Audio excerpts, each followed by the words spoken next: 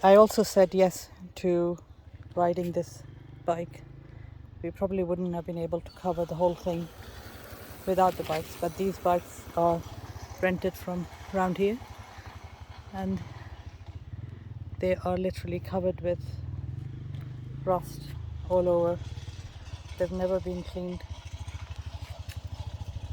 or maintained at all. The gears are, well, I didn't even try, probably non-existent. But the worst thing is that the brakes don't work, and um, that's playing with people's lives. But they have no shame or qualms that they are hiring the bike, so they should at least maintain it.